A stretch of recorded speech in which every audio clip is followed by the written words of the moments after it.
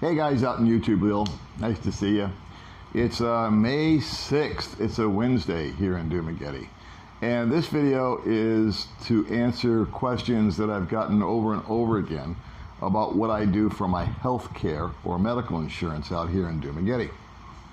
And let me just give you a quick disclaimer. Those of you that have watched my channel for a while are probably well aware, since I say it so often, that I don't give advice. And I'm not going to give you any kind of medical insurance advice or suggest to you what I think you should do. As per usual, I'm just going to tell you what I've done in regards to that. And speaking of viewers, again, I'm going to give another high five, thumbs up kind of deal to the extra 500, almost 600 new subscribers in the last 24 hours. So welcome aboard. Thanks for subscribing. I'm thrilled to have you with me. And oh, thanks a lot too for all the guys that have been donating to Baby May's little fund. It's much appreciated. I do owe you guys an email. I've had internet issues off and on for like the last 48 hours. So I'll probably get to that tomorrow and everybody will get an email. Okay, so Baby May thanks you, I thank you, and that's that. So healthcare. When I first came out to the Philippines, prior to getting here, I think I've shared before, I did a bunch of research on YouTube, watching vloggers just like myself, and all of them said that they had PhilHealth. PhilHealth is the local medical insurance for the Filipinos, and you could buy PhilHealth if you were a foreigner. And what PhilHealth is primarily, it's a government subsidized insurance plan for medical, and it will pay, X amount of percentages for a medical visit, X amount of money for a doctor visit, and so on and so forth. And it's a real lifesaver for the Filipinas and Filipinos. Prior to coming out here, I watched, as I had mentioned before, a bunch of vloggers, and I watched Rike, and I watched Bud Brown, and I watched Ned, and then I watched a bunch of other guys, a guy named Mike, a guy named, I forget their names, it doesn't matter. I watched 7 or 8 different guys address this exact issue. And the local knowledge was that I could come in as a foreigner, go to PhilHealth, and ink up for the plan, and I would pay exactly what the Filipinos pay. And the exact amount escapes me. I just read about it 2 minutes ago, and I've already friggin' forgot. But it worked out to next to nothing. It was just like, a few dollars a month is what it boiled down to. Very, very affordable. The month that I landed here, in fact, this is May, isn't it? Yeah, I landed here on May 13th, 3 years ago. So I'll have to do like an anniversary video next week. The month that I landed here 3 years ago, they changed the rules on PhilHealth. What they did, and I had fully planned before getting here that, hey, that's what I'm going to do. I'm just going to get there and get settled in, and I'm going to buy that PhilHealth, and I'll be all set. Because if I get hospitalized, it paid like 50% of the bill. And medical cost out here, while I think the care itself is subpar, it's still inexpensive, very inexpensive, just on its own, without insurance. So that plan went right out the window, because what they did was they made the cost, instead of being a few dollars a day, it came out to be like $350 or something like that, which again isn't, a ton of money, but it wasn't something that I was willing to shell out, because all it paid for, if I'm remembering it correctly, is 50% of the hospital stay. It didn't cover medications, it didn't cover this, it didn't cover that. Kind of sounded like my American insurance plan. And I've done a little research, is that most people don't stay in the hospital very long. Usually they treat you, and unless there's something really, really serious going on, you're pretty much in and out in a day or two. I mean, I've had stents put in my heart. I've had my appendix removed. I'm talking about the States now. I've had this surgery. I've had that surgery. And I was always back home like the next day at most. I think the longest I stayed in the hospital was 3 or 4 days, and that's when they replaced, when they took out some, not vertebrae, but the discs between two of my vertebrae in my neck. I had a fusion done on my neck. They went through my throat, and again, that's another story. But the bottom line is I just looked at it and I said, well, there's just no value there. Why would I buy that? I'm not going to advise you to answer the question that I get all the time is, what health insurance do you have? Is I have 0 supplemental insurance other than my Medicare. And I do have the Part B. I just turned 65 this year, back in February. And up until I turned 65 this year, I didn't have any insurance out here. So had a catastrophe have happened, it would have been out of pocket. And that is what I'm going to continue to do. My thinking is this. There are supplemental insurances that are available. I'm going to ask the guys that have the supplemental insurances to go ahead and comment and post and put the links to them for the guys that are watching this that are interested in investigating that. And then a little legwork on your own doesn't hurt you either. If you want to Google insurance on your own, I'm just not going to do it. My thinking is this.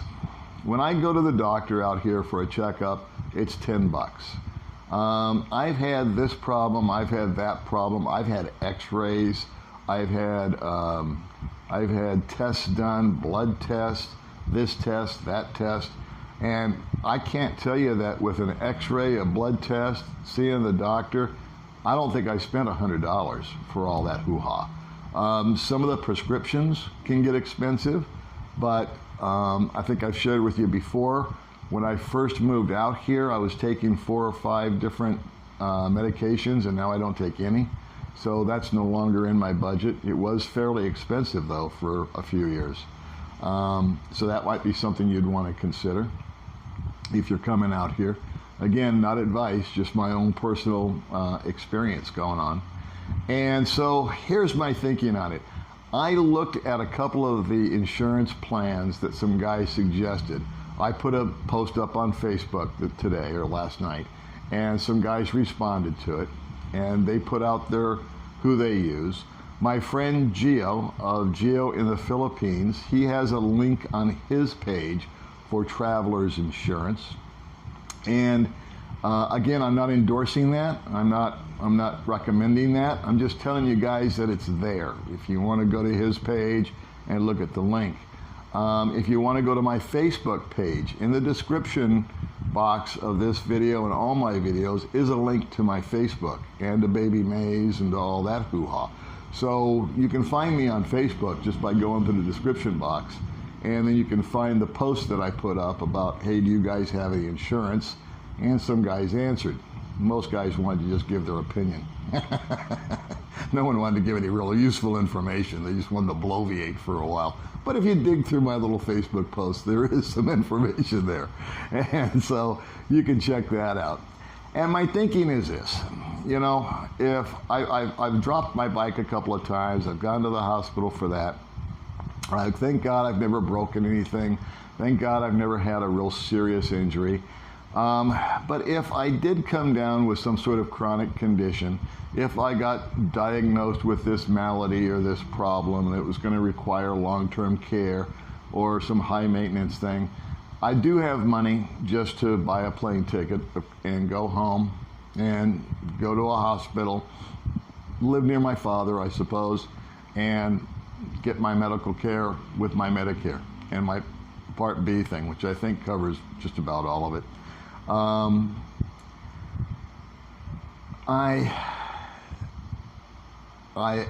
I worry a little bit.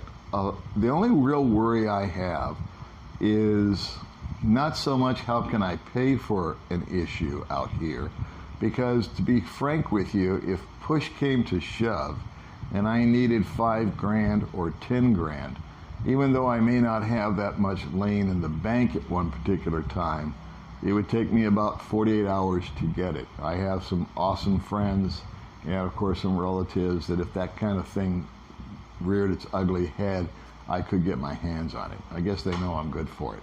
So there's that.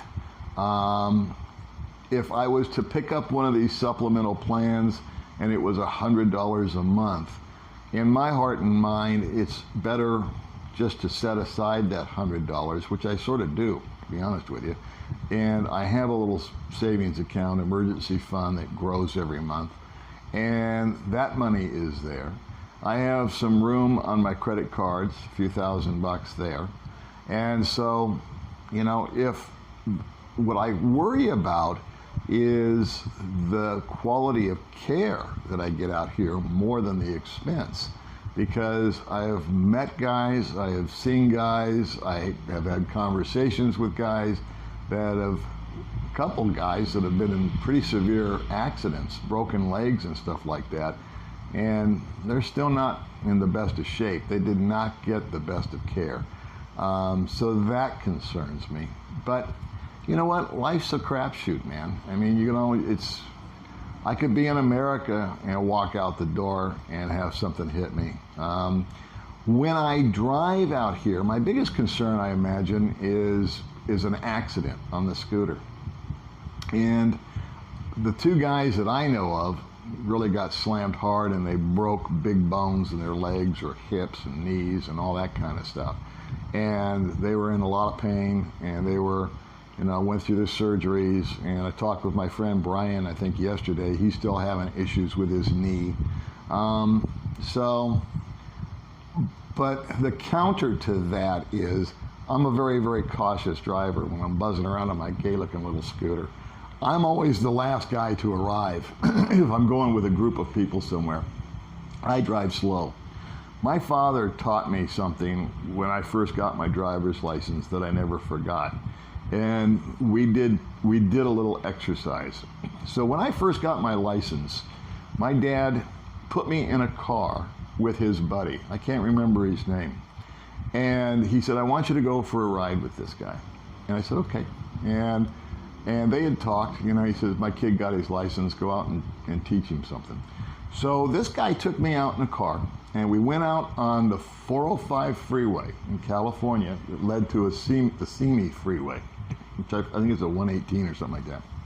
Anyway, it was wide open where we were going. And he took the car up to 120 miles an hour, and I was the passenger. And what he drilled into my head was that he was really, really, really far away from the car in front of him. And going 120 miles an hour, just doing that put a massive imprint in my brain, because I had never gone that fast before. My dad would always just putz around, you know, his big ass Cadillac. This guy had some sort of hot rod Firebird or something, and we were jamming. And he explained to me about car lengths and stopping, and he said, you know, speed is the #1 killer, because you can't stop in time and you can't think fast enough as the car is going. And so that was imprinted into my brain. We got back, and a couple of days later, my dad took me out in his car, and he said, okay, and we were in the same area. He said, go ahead and take my car and go 100 miles an hour, Paul. And I was 16 years old. And I said, really? He said, yeah, go 100 miles an hour, because there was no one in front of us. So I went 100 miles an hour. And as it got to about 100 miles an hour, 105, I actually got a little nervous. I mean, I could feel my hands getting a little sweaty. It was exhilarating. It was fun. And he said, how do you feel? I said, I think we should slow down. And he goes, yeah. So we slowed down. Again, it was wide open. This is back in the 70s. And he says, do you feel like doing that again? And I said, I don't think so. And you know what? I've never done that again. I got it out of my system. And these two guys, these two men, my father and his friend, they just kind of knew what to do. They just kind of knew how to play with my head a little bit. And the reason I tell you that story is I'm jazzing along on my scooter, and there's sometimes where it's wide open in front of me and there's nothing in the way, and I find myself going 40, 50, 60, 70, and then as soon as I can feel the speed coming, especially if I've got baby May on the back, I just dial it right back. Because I remind myself that I can't stop fast enough if a dog runs out in front of me, which is common out here, or a kid, or there's all these little blind little dirt roads that jet out that you can't see, where people just blast out of. And so I go very, very slow. And if I have an accident out here, heaven forbid, I don't think it will be as severe as the ones that I've heard about, because those guys were all clicking along about 70, 80, 90.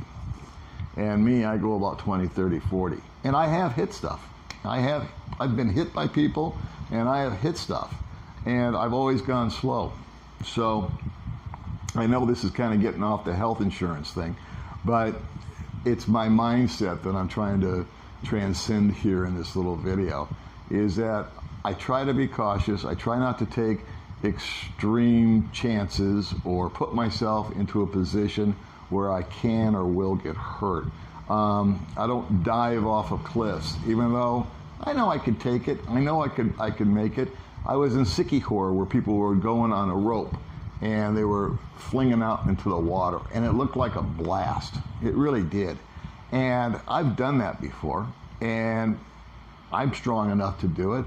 But I thought to myself, you know what if, just what if I slip? What if that hand lets go? What if something goes wrong and instead of landing on the water, I land on the rocks and I'm all cracked up? Is it really worth the risk? So no. That's why I don't carry any kind of supplemental medical insurance. The one thing that I have toyed with is, going back to this PhilHealth, is that if you do buy PhilHealth and you have a PhilHealth card in your pocket, that will get you immediately into treatment in a hospital. So for example, if I got into an accident today and they took me to, and I went via ambulance to the hospital, they would want, or they would demand, payment up front before they start to treat me. That's just how it rolls out here. You sit in the hallway until they start working on you.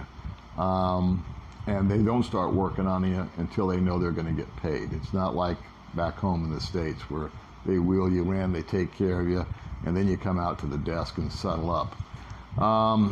But from what I'm told, again, I haven't verified this, but I'm pretty sure it's right.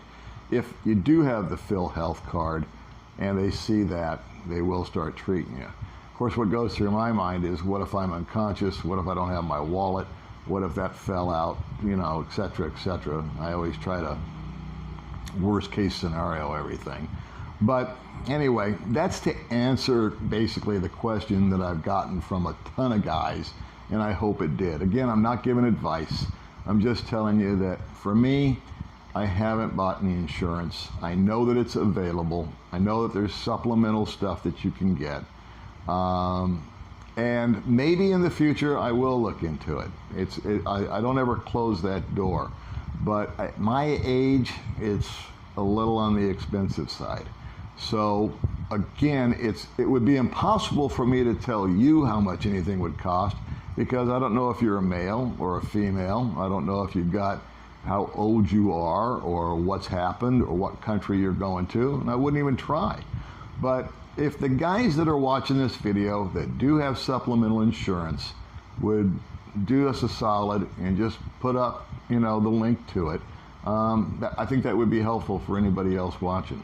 So again, I know this is kind of a quirky little video. It's just answering a question, but I thought it was something worth addressing, and I always want to make sure that if I can't answer you guys personally, because I get a lot of messages and comments, which I love and I appreciate, at least I can do a little video that talks about it. I had a really cool guest coming over today, and it didn't happen because they've reinstated the quarantine. We were free on Monday. Everybody and their mother went to Dumageddon, and the mayor reimposed the quarantine basically for traffic control because it went nuts. So we're back here at the compound, locked up, and I'm not allowed to leave. I just got a message from a friend of mine who said he was going down the street. They stopped him. They checked his ID. They found out that he was over 60, and they sent his ass back home.